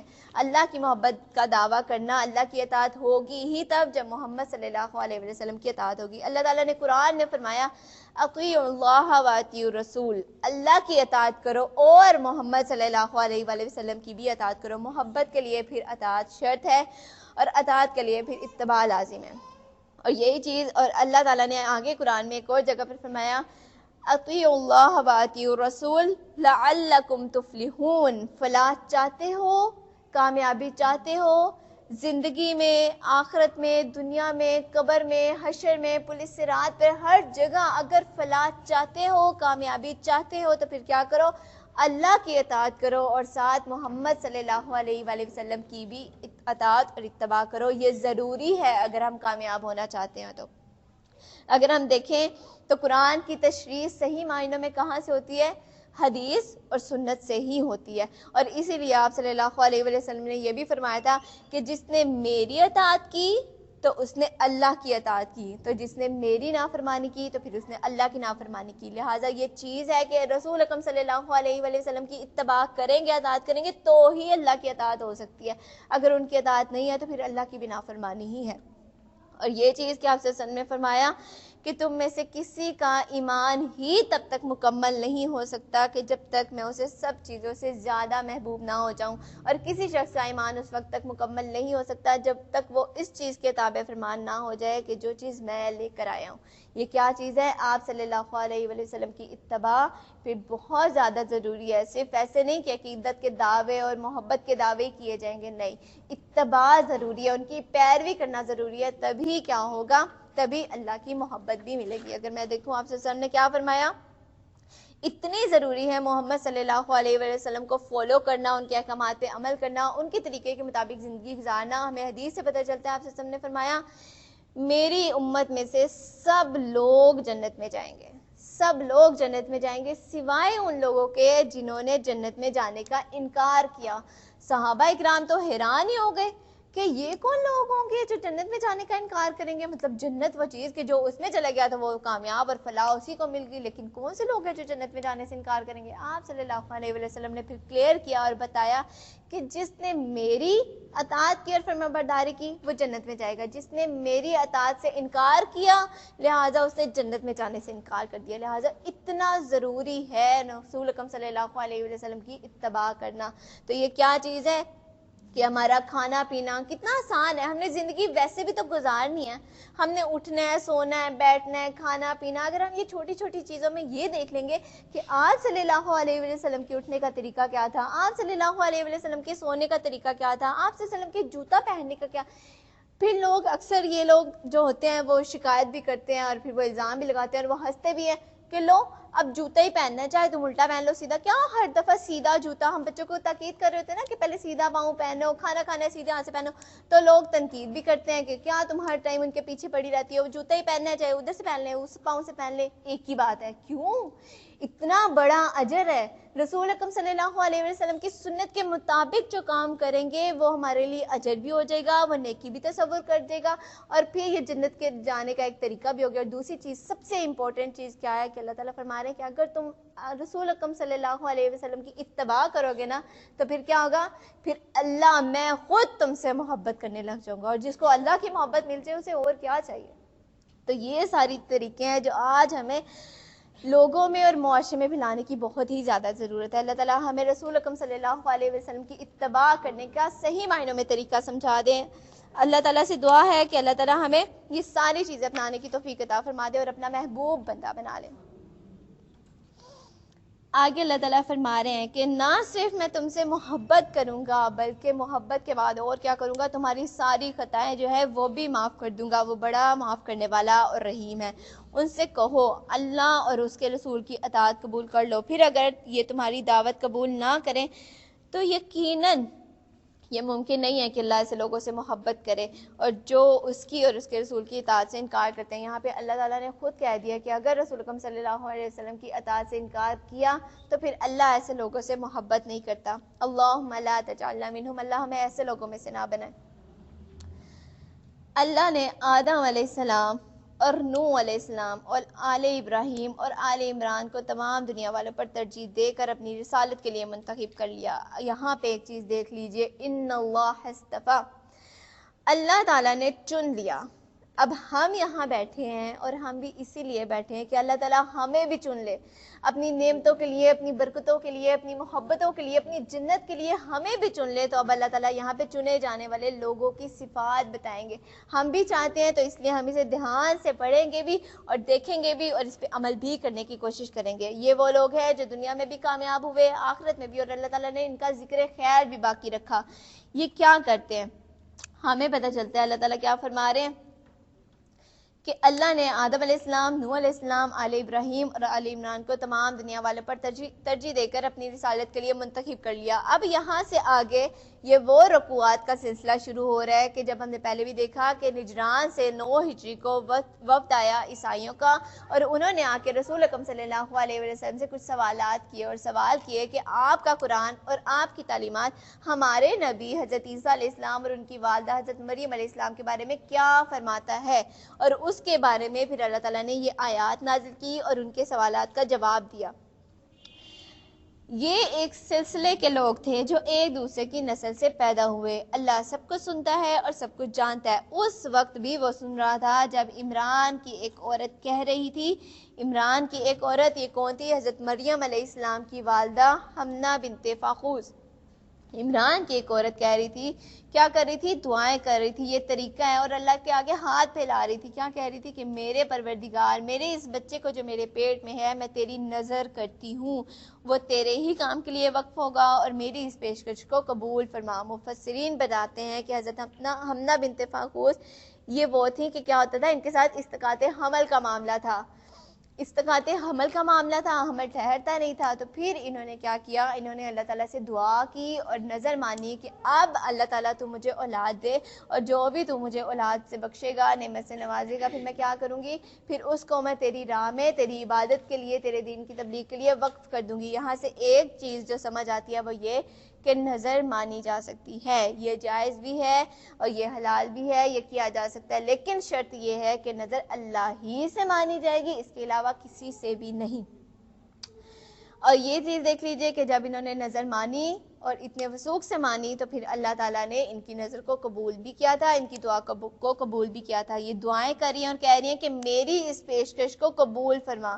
یہ دیکھ لیجئے کہ نہ صرف دعائیں کرنی ہے، نظر ماننی ہے، نیکی کرنی ہے، بلکہ اس کی قبولیت کی دعائیں بھی کرنی ہے اور اس کے ضائع ہونے سے بچنے کی دعائیں بھی کرنی ہے، کیونکہ نیکی کرنا تو بس اوقات آسان ہو جاتا ہے لیکن اس کو بچا کے رکھنا یہ جو ہے وہ مشکل ہو جاتا ہے۔ اللہ تعالیٰ نے فرمایا جب انہوں نے دعا کی تو سنتے، اور اللہ تعالیٰ کیا فرما رہے ہیں کہ جب اس نے دعا کی، کیا دعا کی کہ میری اس پیشکش کو قبول فرما، تو سننے والا بھی ہے اور جاننے والا بھی ہے۔ پھر جب وہ بچی اس کے ہاں پیدا ہوئی تو اس نے کہا کہ مالک میرے ہاں تو لڑکی پیدا ہو گئی۔ دعا جب نظر مانی تھی تو یہ سوچ کے مانی تھی کہ لڑکا ہوگا تو وہ دین کی تبلیغ کے لیے اور اللہ تعالیٰ کے جہاد کے لیے وقف کر دوں گی، لیکن وہ تو بیٹی نکل آئی اور وہ تو ایسے جہاد کے کاموں میں حصہ نہیں لے سکتی تھی۔ لیکن پھر بھی اللہ تعالیٰ فرما رہے ہیں کہ حالانکہ جو کچھ اس نے جنا تھا اللہ کو تو اس کی خبر تھی، اور لڑکا لڑکی کی طرح نہیں ہوتا، لیکن خیر میں نے اس کا نام مریم رکھ دیا۔ یہ نام رکھنا اس بات کی نشاندہی تھی کہ اللہ تعالیٰ نے ان کو قبول کر لیا تھا، اور ان کا نام مریم یعنی کہ عبادت گزار اور خدمت گزار اسی حوالے سے رکھا گیا۔ اور میں نے اسے اور اس کی آئندہ نسل کو شیطان مردود کے فتنے سے تیری پناہ میں دیتی ہوں۔ یہ دعا تھی جو حضرت حمنہ بنت فاحوس نے ان کی ولادت پر کی تھی۔ یہ وہ دعا ہے کہ جس کو کیا جانا یہ ہمیں پتہ چلتا ہے کہ یہ شیطان سے بچ جاتا ہے وہ بچہ۔ اس کے حوالے سے کیا پتہ چلتا ہے، آپ سے نے فرمایا کہ جب کوئی بچہ پیدا ہوتا ہے تو شیطان اس کو کچوکے لگاتا ہے، اس کو ہلاتا ہے، اس کو ڈراتا ہے، اور اسی وجہ سے بچہ روتا ہے۔ لیکن 2 بچے اس سے محفوظ ہو گئے تھے، اور وہ کون سے تھے؟ حضرت مریم علیہ السلام اور ان کے بیٹے حضرت عیسیٰ علیہ السلام۔ اور وہ کس وجہ سے؟ ان کی ماں کی یہ دعا کی وجہ سے جو ان کی ولادت کی ٹائم پہ انہوں نے کی تھی۔ لہٰذا ولادت کے ٹائم پہ یہ دعا کرنا، ہمیں باقی ساری چیزیں تو یاد رہتی ہے، دنیا جہان کے کام یاد رہتے ہیں کہ اس بچے کے لیے یہ کر لے، وہ کر لے، ایسا ہو ویسا ہو، لیکن شیطان سے محفوظ رکھنا اور ان کے لیے دعائیں کرنا یہ چیز ہم بھول جاتے ہیں۔ ساری چیزیں ہمیں یاد رہتی ہیں، یہ چیزیں بھول جاتی ہیں۔ آج یہ چیزیں ہیں جو ہمارے معاشرے میں پھیلائے جانے کے لائق ہے، بھولے ہوئے لوگوں کو نہیں پتہ، انہیں بتائیں گے تاکہ یہ چیزیں ہوں اور ان کے بچے شیطان کے وسوسوں سے محفوظ رہ سکیں۔ یہاں پہ یہ بھی دیکھ لیجئے اللہ تعالیٰ آگے فرما رہے ہیں کہ اس نے کیا کہا، آخر کار اس کے رب نے اس لڑکی کو بخوشی قبول فرما لیا، اسے بڑی اچھی لڑکی بنا کر اٹھایا۔ یہاں پہ یہ دیکھیں کہ جب انہوں نے دعا کی کہ میں اللہ کی راہ میں اسے وقف کر دوں گی تو کیا ہوا، انہوں نے ایسے کیا۔ جب بھی ہمارے ہاں اگر بچے ہوتے ہیں اور ہم بچوں کے لیے کیا کرتے ہیں کہ ان کی اعلیٰ تعلیم، انہیں باہر پڑھایا، ٹیوشنز بھیج دیا، اسکولز میں بھیج دیا، کالجز میں بھیج دیا، لیکن دین تو سکھاتے نہیں ہیں، اور لڑکیوں کو خاص طور پہ نہیں سکھایا جاتا۔ کیوں نہیں سکھایا جاتا؟ اس وجہ سے کہ یہ معاشرہ اچھی بھلی لڑکیوں کی شادی نہیں ہوتی، اور جب ان کو ہم دین پڑھائیں گے، دین کے احکامات پہ عمل کرنے لگے گی تو پتہ نہیں کیا بن کے نکلے گی، پتہ نہیں کس طرح کا اس کا ماحول ہو جائے گا، اور یہ باقی دنیا میں ایڈجسٹ کر پائے گی بھی کہ نہیں، اور لوگ ان کے لیے رشتہ لیں گی بھی نہیں۔ مطلب یہ کچھ چیزیں ہیں جو ہمارے دلوں میں آ جاتی ہیں۔ تو اللہ تعالیٰ نے فرمایا کہ ایسا نہیں ہے، جب کوئی اللہ کے دین کی خاطر نکلتا ہے تو اللہ تعالیٰ اسے رسوا نہیں چھوڑتا، اسے تھامتا بھی ہے، اسے عزت افزائی بھی دیتا ہے۔ اللہ تعالیٰ خود ہی فرما رہے ہیں کہ میں نے اس کو قبول بھی کر لیا اور اسے ایک بہت اچھی لڑکی بھی بنا کے نکالا، اور زکریا علیہ السلام کو اس کا سرپرست بھی بنا دیا۔ حضرت زکریا علیہ السلام جو ہیں وہ حضرت مریم کے خالو تھے، اللہ نے ان کو ان کی کفالت کے لیے چنا تھا۔ یہ نبی بھی تھے اور ان کی کوئی اولاد نہیں تھی، تو لہٰذا یہاں سے انہیں شفقت بھی ملی، محبت بھی ملی، دین کا علم بھی ملا، اور سارا معاملہ ہوا۔ اللہ تعالیٰ آگے فرما رہے ہیں زکریا علیہ السلام جب کبھی اس کے پاس محراب میں جاتا تو اس کے پاس کچھ نہ کچھ کھانے پینے کا سامان ہوتا۔ پوچھتا کہ مریم یہ تمہارے پاس کہاں سے آیا ہے؟ وہ جواب دیتی کہ اللہ کے پاس سے آیا ہے، اللہ جسے چاہتا ہے بے حساب دیتا ہے۔ یہ حال دیکھ کر زکریا نے اپنے رب کو پکارا۔ یہ کیا تھا؟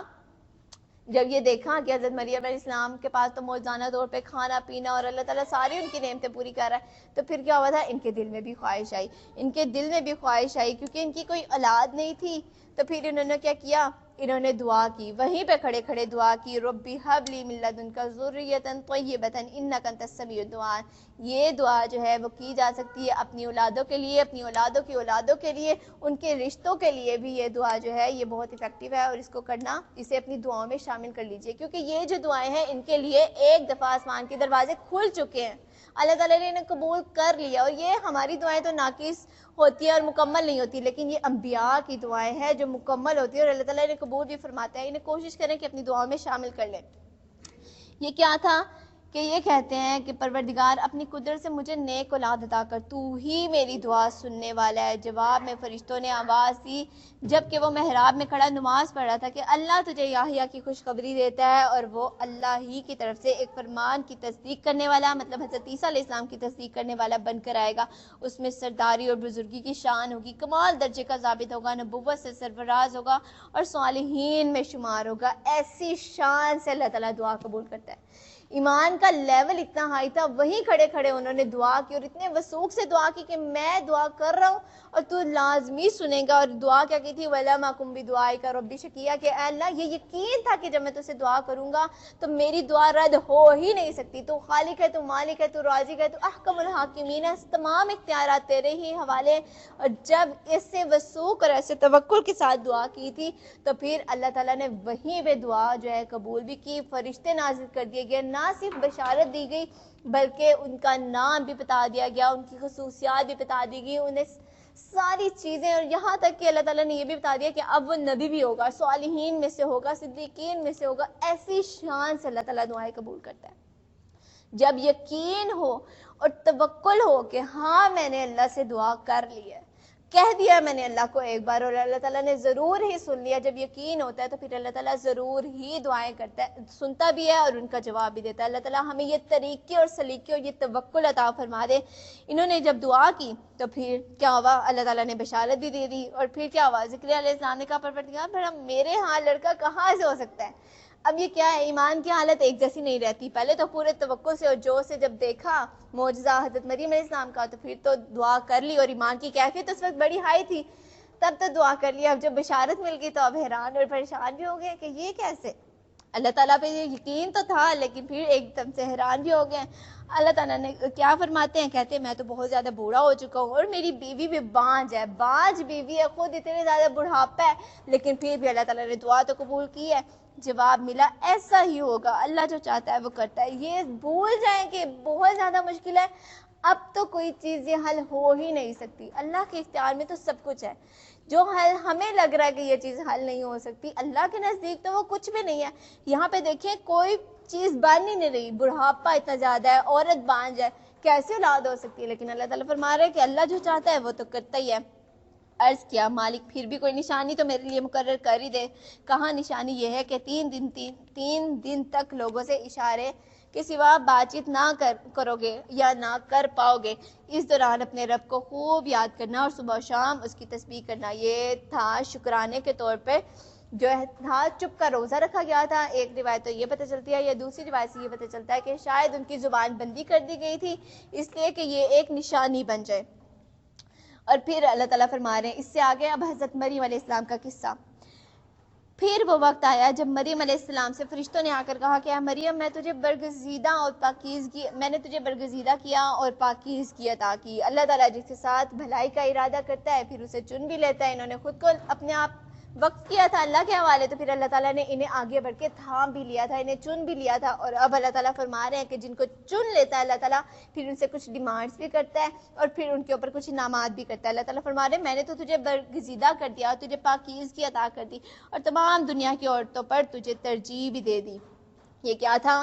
آپ صلی اللہ علیہ وآلہ وسلم نے فرمایا ترجیح کیسے دی؟ آپ صلی اللہ علیہ وسلم نے فرمایا کامل عورتیں 5 ہیں، کامل عورتیں 5 ہیں۔ وہ کون کون سی ہے؟ حضرت آسیہ، حضرت مریم، حضرت خدیجہ، حضرت آسیہ اور کچھ روایات میں حضرت فاطمہ کا نام بھی آتا ہے۔ یہ طریقہ تھا کہ اللہ تعالیٰ نے ان کو چن لیا، پھر ان کی پاکیزگی اور برتری بھی اللہ تعالیٰ نے بتا دی۔ اور وہ کیا کرتے ہیں کہ تو کیا کر وَطَّهَّرَكِ اور پاکیزگی عطا کر۔ مطلب کیا ہونا چاہیے کہ جن کو اللہ تعالیٰ چن لیتا ہے پھر ڈیمانڈ کیا ہے کہ وہ پاکیزہ بن کرے، ان کا جسم بھی پاک ہو، ان کا لباس بھی پاک ہو، ان کے آنکھیں ایسا نہ ہو کہ وہ گندی چیزیں دیکھیں اور گندے نظارے دیکھیں، نہیں، اس سے بھی پاک ہونا چاہیے، ان کی دل اور خواہشات بھی پاک ہونی چاہیے۔ اور پھر اللہ تعالیٰ فرما رہے ہیں تو کیا کر یا مریم اقتنی کہ تو کیا کر، تو اطاعت کر، اللہ تعالیٰ کی اطاعت اور فرما برداری بھی کرنی ہے۔ اور پھر کیا کر کہ تو اللہ کے آگے سجدہ کر، سجدہ کرنا ہے، کیونکہ اللہ تعالیٰ نے فرمایا کہ میرا بندہ میرے قریب ترین اس وقت ہوتا ہے جب وہ سجدے کی حالت میں ہوتا ہے، محبوب ترین بھی اس وقت ہوتا ہے جب وہ سجدے کی حالت میں ہوتا ہے۔ اور پھر اور جو بندے اس کے حضور جھکنے والے ہیں ان کے ساتھ تو بھی جھک جا۔ یہ عورتوں کے حوالے سے باجماعت نماز کا یہاں سے جواز نکلتا ہے۔ آپ صلی اللہ علیہ وسلم نے فرمایا تھا کہ اللہ کی بندیوں کو اللہ کی مسجد میں جانے سے نہ روکو۔ اجازت موجود ہے، لچک موجود ہے، لیکن دوسری طرف یہ بھی ہے کہ عورت کی بہترین نماز کیا ہے؟ جو وہ گھر اور گھر کے کسی کونے میں ادا کرتی ہے۔ تو لہٰذا اجازت اور لچک موجود ہے، وہ جا سکتی ہیں اور باجماعت نماز بھی ادا کر سکتی ہیں۔ محمد صلی اللہ علیہ وسلم یہ غیب کی خبریں ہیں جو ہم تم کو وحی کے ذریعے سے بتا رہے ہیں، ورنہ اس وقت تم وہاں پہ موجود نہ تھے جب ہیکل کے خادم یہ فیصلہ کرنے کے لیے کہ مریم کا سرپرست کون ہوگا اپنے اپنے قلم پھینک رہے تھے، اور نہ تم اس وقت حاضر تھے جب ان کے درمیان جھگڑا ہوا تھا۔ اور جب فرشتوں نے کہا کہ اے مریم، اللہ تجھے اپنے فرمان کی خوشخبری دیتا ہے، یہ کلمہ کن تھا حضرت عیسیٰ علیہ السلام کی ولادت کے لیے کہ اس کا نام عیسیٰ ابن مریم ہوگا، دنیا اور آخرت میں معزز ہوگا، اللہ کے مقرب بندوں میں شمار کیا جائے گا، اور وہ کیا کرے گا؟ لوگوں سے گہوارے میں بھی کلام کرے گا۔ گہوارے میں کلام کرے گا۔ یہ کب ہوا تھا؟ جب حضرت مریم علیہ السلام پر الزام لگایا گیا تھا تو تب انہوں نے کلام کیا، اور پھر بڑی عمر کو، کہولت کی عمر کو پہنچ کر بھی وہ کلام کرے گا، اور وہ ایک مرد صالح ہوگا۔ کہولت کی عمر کے حوالے سے دیکھیں، ہمارے ہاں تو یہی ہوتا ہے بچپن، جوانی اور بڑھاپا، لیکن عرب کے اندر جو ہوتا ہے بچپن، جوانی، کہولت اور بڑھاپا۔ کہولت کہتے ہیں 25 سال سے لے کر 40 سال کی عمر کا ڈیوریشن ہوتا ہے، اسے کہولت کہتے ہیں۔ اور یہ وہ جواز ہے اس چیز کا کہ اللہ تعالیٰ پھر قیامت کے دن جب حضرت عیسیٰ علیہ السلام دوبارہ آئیں گے تو وہ ان کی کہولت کی عمر ہوگی۔ یہ سن کر مریم بولی کہ پروردگار، میرے ہاں بچہ کہاں سے ہو سکتا ہے؟ مجھے تو کسی شخص نے ہاتھ تک نہیں لگایا۔ جواب ملا، ایسا ہی ہوگا، اللہ جو چاہتا ہے پیدا کرتا ہے، وہ جب کسی کام کے کرنے کا فیصلہ کرتا ہے تو بس یہی کہتا ہے کہ ہو جا، اور وہ ہو جاتا ہے۔ فرشتوں نے پھر اپنے سلسلہ کلام میں کہا، اور اللہ اسے کتاب اور حکمت کی تعلیم دے گا، تورات اور انجیل کا علم سکھائے گا، اور بنی اسرائیل کی طرف ایک رسول مقرر کرے گا۔ تورات اور انجیل نہ صرف حضرت عیسیٰ علیہ السلام کے پاس انجیل کا علم تھا بلکہ تورات کا بھی علم جو تھا وہ موجود تھا۔ جب وہ بحیثیت رسول بنی اسرائیل کے پاس آیا تو اس نے کہا کہ میں تمہارے رب کی طرف سے تمہارے پاس نشانی لے کر آیا ہوں۔ میں تمہارے سامنے مٹی سے پرندے کی صورت کا ایک مجسمہ بناتا ہوں، اس میں پھونک مارتا ہوں اور وہ اللہ کے حکم سے پرندہ بن جاتا ہے۔ میں اللہ کے حکم سے پیدائشی اندھے اور کوڑی کو اچھا کرتا ہوں اور مردے کو زندہ کرتا ہوں۔ میں تمہیں بتاتا ہوں کہ تم کیا کھاتے ہو اور اپنے گھروں میں کیا ذخیرہ رکھتے ہو۔ یہ کیا تھا؟ یہ کچھ معجزات تھے جو حضرت عیسیٰ علیہ السلام کو دیے گئے تھے۔ اس میں تمہارے لیے کافی نشانی ہے اگر تم ایمان لانے والے ہو، اور میں اس تعلیم و ہدایت کی تصدیق کرنے والا بن کے آیا ہوں جو تورات میں سے اس وقت تک میرے زمانے میں ابھی تک موجود ہیں، اور اس کے لیے آیا ہوں کہ تمہارے لیے بعض ان چیزوں کو حلال کر دوں جو تم پر حرام کی گئی ہیں۔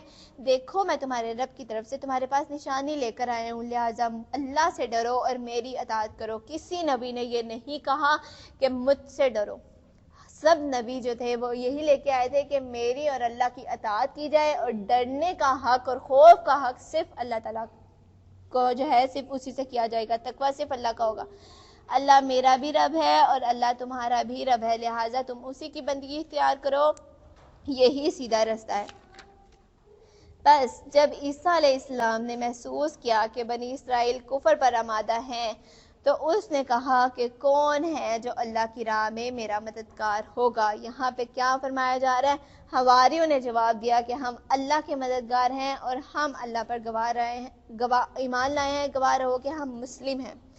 یہ کیا تھا؟ جب حضرت عیسیٰ علیہ السلام کو بہت زیادہ وقت گزر گیا تبلیغ کرتے ہوئے اور پھر بھی لوگ ایمان نہیں لے کر آ رہے تھے اور ان کے پیچھے پڑ گئے تھے، تو اس وقت حضرت عیسیٰ علیہ السلام نے ایک فائنل کال دی تھی اور اب حضرت عیسیٰ علیہ السلام نے فرمایا تھا کہ من انصاری اللہ، کون ہے جو اب اللہ کے راستے میں میری مدد کرے؟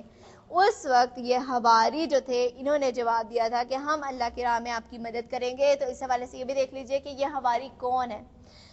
حواری کا مطلب ہوتا ہے مددگار، اور یہ 12 لوگ تھے۔ اور دوسری چیز ہمیں پتہ چلتی ہے حوارا، اس کا مطلب ہوتا ہے سفید۔ کچھ روایات سے پتہ چلتا ہے کہ یہ لوگ دھوبی پیشے کے تھے، یہ کپڑوں کو دھو کے انہیں سفید کرتے تھے، لہٰذا اس وجہ سے ان کا نام یا تو حواری مددگار یا پھر کہ یہ دھوبی پیشے سے تھے اس لیے ان کا نام حواری۔ بہرحال یہ جاننا ضروری نہیں ہے کہ ان کا نام یہ کیوں تھا، یہ چیز جاننا ضروری ہے کہ اللہ تعالیٰ نے اپنی کتاب قیامت تک کے لیے محفوظ کتاب میں اللہ تعالیٰ نے ان کا ذکر خیر باقی چھوڑ دیا۔ ان کا عمل کیا تھا، ان کا طریقہ کیا تھا جو اللہ تعالیٰ کو اتنا پسند آ گیا تھا کہ اللہ تعالیٰ نے قرآن میں ان کا جو ہے وہ ذکر کر دیا۔ جب کہا گیا تھا من انصاری اللہ، کون ہے جو اللہ کی راہ میں میری مدد کرے گا، دعوت کے لیے پکارا گیا تو پھر انہوں نے جواب دیا تھا نحن انصار اللہ. یہ جواب ہے جو اللہ تعالیٰ کو بہت پسند آ گیا تھا، یہ جواب ہے جو اللہ تعالیٰ کا پسندیدہ بن گیا تھا کہ جب بھی معاشرے میں، کفر کے معاشرے میں جب کوئی آئے اور اللہ کی تعلیمات کی طرف بلائے، اللہ کی دعوت، اللہ کی ہدایت کی طرف بلائے، تو اس وقت یہ ان کا جواب دینے والے، ان کی مدد کرنے والے، یہ وہ رویہ ہے جو اللہ تعالیٰ کو پسند آ گیا تھا. مطلب ایسے نہیں ہے کہ جب کوئی کہے کہ آؤ اللہ کی دعوت کی طرف، آؤ اللہ کے دین کی طرف، آؤ ہدایت کی طرف، قرآن کی طرف، سنت کی طرف، تو لوگ ایسے نہیں کہ بہرے بن جائیں، انہیں سمجھ ہی نہ آئے، اگنور کر دیں، انکار کر دیں، آنے سے منع کر دیں. نہیں، یہ رویہ نہیں. رویہ یہ کہ جب جہاں جیسے اللہ کا جو حکم آیا ہے، نحن انصار اللہ، ہم اس پہ لبیک کہیں گے، ہم ان کی مدد کریں گے، ہم اس میں شامل ہوں گے. یہ رویہ تھا جو اللہ تعالیٰ کو بہت پسند آیا تھا. آج بھی اگر کوئی آپ کو کہے کہ آؤ میرے ساتھ دین کی تبلیغ کے لیے نکلو، آؤ میرے ساتھ قرآن سیکھنے کے لیے نکلو، تو آپ کا رویہ کیا ہونا چاہیے جو اللہ کو محبوب ہے؟ یہی لبیک، کہ ہاں ٹھیک ہے، نحن انصار اللہ، کہ ہم اللہ کے راستے میں تمہاری مدد کے لیے، دین کی اشاعت کے لیے، دین کی تبلیغ کے لیے، قرآن کے احکامات کو ماننے کے لیے، ہاں ہم نکلیں گے. یہ طریقہ ہے، اللہ تعالیٰ ہمیں یہ طریقے سکھا دے.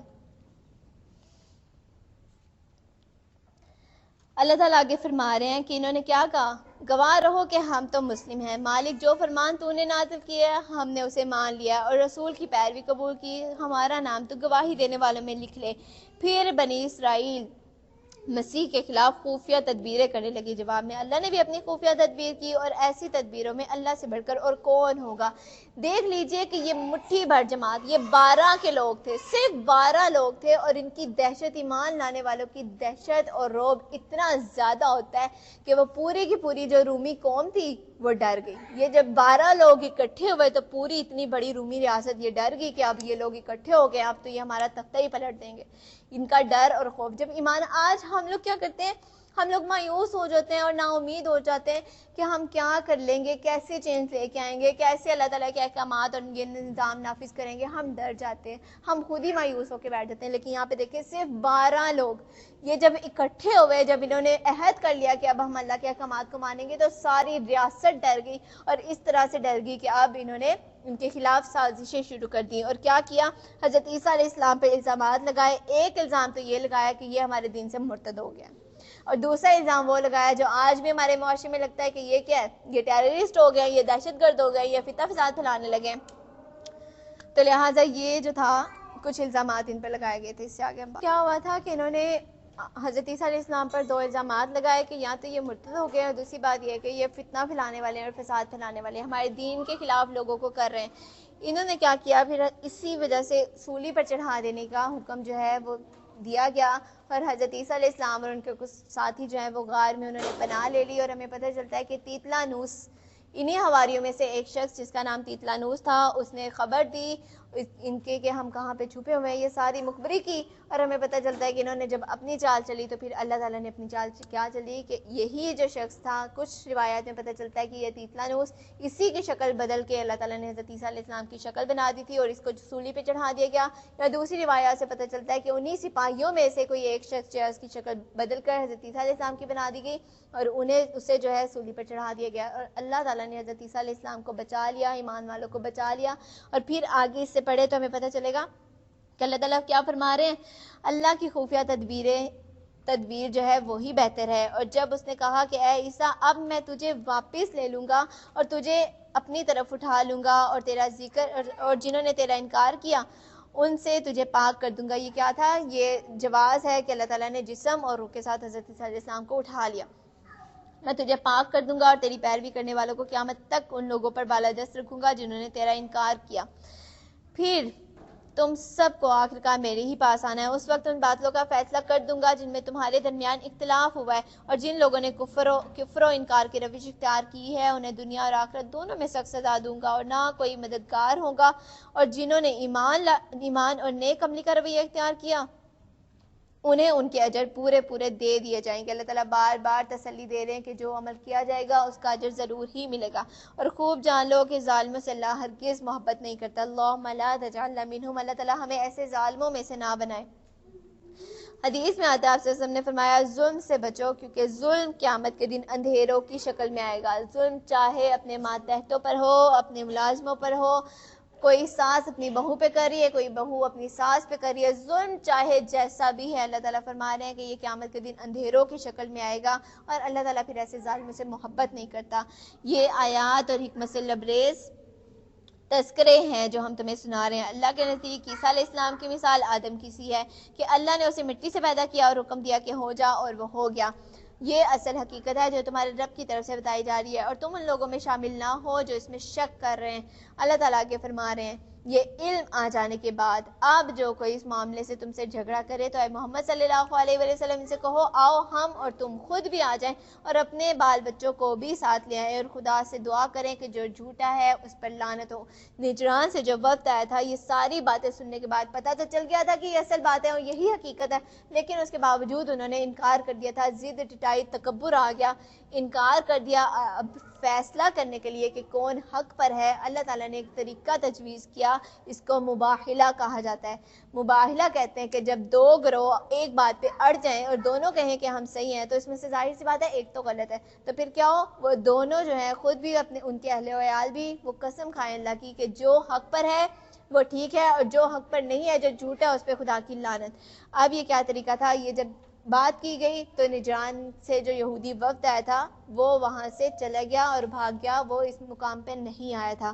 اللہ تعالیٰ آگے فرما رہے ہیں یہ بالکل صحیح واقعات ہیں، اور حقیقت یہ ہے کہ اللہ کے سوا کوئی خداوند نہیں ہے، اور وہ اللہ ہی کی ہستی ہے جس کی طاقت سب سے بالا اور جس کی حکمت نظام عالم میں کار فرمائے۔ پس اگر یہ لوگ اس شرط کے مقابلے پہ آنے سے منہ موڑیں تو ان کا مفسد ہونا صاف کھل جائے گا، اور اللہ تعالیٰ مفسدوں کے حال سے واقف ہی ہے۔ کہو اے اہل کتاب کیا کرو، آؤ ایک جیسی بات کی طرف جو تمہارے اور ہمارے درمیان یکساں ہے، یہ کہ ہم اللہ کے سوا کسی کی بندگی نہ کریں، اس کے ساتھ کسی کو شریک نہ ٹھہرائیں، اور ہم میں سے کوئی اللہ کے سوا کسی کو اپنا رب نہ بنائیں۔ اس دعوت کو قبول کرنے سے اگر کوئی منہ موڑے تو صاف کہہ دو کہ گواہ رہو ہم تو مسلم ہیں، صرف خدا کی بندگی اور اطاعت کرنے والے ہیں۔ یہ کیا ہے، اللہ تعالیٰ یہاں پہ ایک بہت اہم چیز بتا رہے ہیں کہ مسلمانوں سے کہا جا رہا ہے کہ عیسائیوں کے ساتھ تم کیا کرو۔ جب عیسائیوں سے بھی تم نے ڈیلنگ کرنی ہے تو جو کامن باتیں ہیں نا ان کو پکڑو اور اختلافات کو چھوڑ دو۔ یہ عیسائیوں کے ساتھ معاملہ کرنے کا کہا جا رہا ہے۔ اگر ہم دیکھیں تو ہم کیا کرتے ہیں، عیسائی تو دور کی بات، ہم مسلمان ہی آپس میں اختلافات کرنا شروع کر دیتے ہیں، آپس میں چھوٹی چھوٹی باتیں، کوئی نماز پڑھنے آ رہا ہے تو اسے پڑھنے دے، دیکھیں کوشش کریں کہ کوئی اللہ کے سامنے جھک جائے۔ بہت سارے ایسے سر ہیں جو اللہ کے سامنے نہیں جھکتے، اور کوئی آ ہی گیا ہے تو ہمارے اختلافات کہاں شروع ہو جاتے ہیں۔ میں اونچی آمین کہتی ہوں، یہ اونچی آمین نہیں کہتی، میں رفع یدین کرتی ہوں، یہ رفع یدین نہیں کرتی، میں ایسے نماز پڑھتی ہوں، یہ ایسے پڑھتی ہیں۔ یہ اختلافات شروع ہو جاتے ہیں اور لوگ وہاں سے بھاگ جاتے ہیں۔ اللہ تعالیٰ فرما رہے ہیں کہ یہ چھوٹے چھوٹے اختلافات جو ہے نا انہیں چھوڑ دو، جو آپس میں یکساں باتیں انہیں پکڑو، انہیں اپناؤ، تبھی معاشرہ جو ہے نا وہ خوشحال ہوگا۔ اللہ تعالیٰ آگے فرما رہے ہیں اے اہل کتاب تم ابراہیم علیہ السلام کے بارے میں ہم سے کیوں جھگڑتے ہو، اور تورات اور انجیل تو ابراہیم علیہ السلام کے بعد نازل ہوئی ہیں، پھر کیا تم اتنی سی بات بھی نہیں سمجھتے؟ تم لوگ جن چیزوں کا علم رکھتے ہو ان میں تو خوب بحثیں کر چکی ہو، اب ان معاملات میں کیوں بحثیں کرنے چلے گئے ہو جن کا تمہیں علم ہی نہیں ہے؟ اللہ جانتا ہے تم نہیں جانتے۔ ابراہیم علیہ السلام نہ یہودی تھے نہ عیسائی، بلکہ وہ ایک مسلم یکسو تھے اور ہرگز مشرکوں میں سے نہ تھے۔ ابراہیم سے نسبت رکھنے کا سب سے زیادہ حق اگر کسی کو پہنچتا ہے تو ان لوگوں کو پہنچتا ہے جنہوں نے اس کی پیروی کی، اور اب یہ نبی صلی اللہ علیہ وسلم اور ان کے ماننے والے اس نسبت سے زیادہ حقدار ہے۔ اللہ صرف انہی کا حامی و مددگار ہے جو ایمان رکھتے ہوں۔